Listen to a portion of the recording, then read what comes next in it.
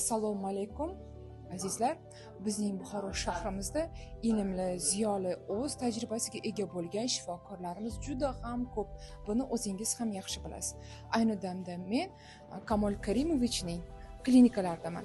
Nevromed deb nomlangan ushbu klinikaning 15 yillik o'z faoliyati davomida shu narsani angladimki, yillar davomida xalqimizning duolari, ish tajribasining yetuk ekanligi, odamlar bilan muomala hamda mana o'zingiz ham bilasiz, ayniqsa buxoroliklar, Buxoro viloyatimizda ko'p tarmoqli tibbiyot birlashmamiz bor.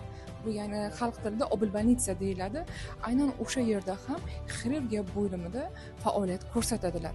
Ustozning suhbatlaridan birgina lavha olamiz, marhamat. 67 yoshli bemorimiz bu yerda bizga bel og'riq bilan shikoyat qilib kelganlar.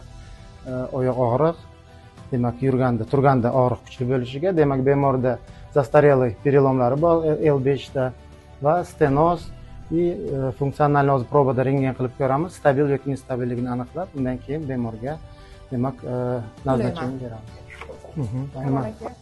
Avvalambor har bir ishingiz sizni xayrli ekanligini, xalqimiz duolarini olib ishlayotganingizni bilamizda.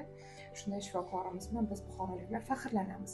Siz nafaqat o'zingiz Nevromed klinikasida faoliyat ko'rsatasiz, balki mana shu ko'p tarmoqli tibbiyot birlashmasida ham neyroxirurgiya bo'limida faoliyat ko'rsatasiz. Necha yil bo'ldi mana shu ish faoliyatidan boshlaganingizga, tibbiyot oliygohini tugatganingizga? Endi tibbiyot oliygohini 98-yil tugatganmiz. Уже 30 yilga yaqinlashib qoldi.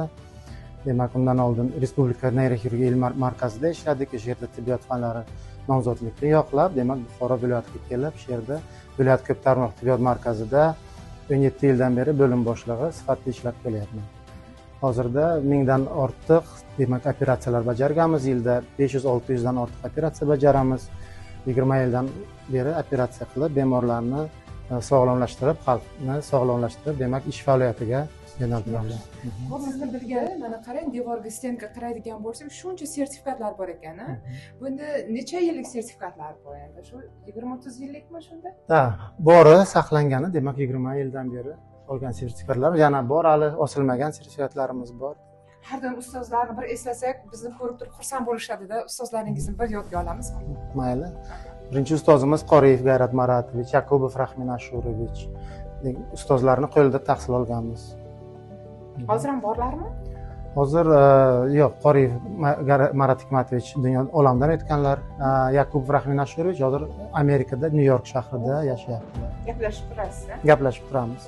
Rasmlari ham bor. Kamol Karimovich, demak, bu blokada xonasi, shunaqa deb atasak ham bo'ladimi? Aha, protsedurni muolaja xonasi. Muolaja xonasi.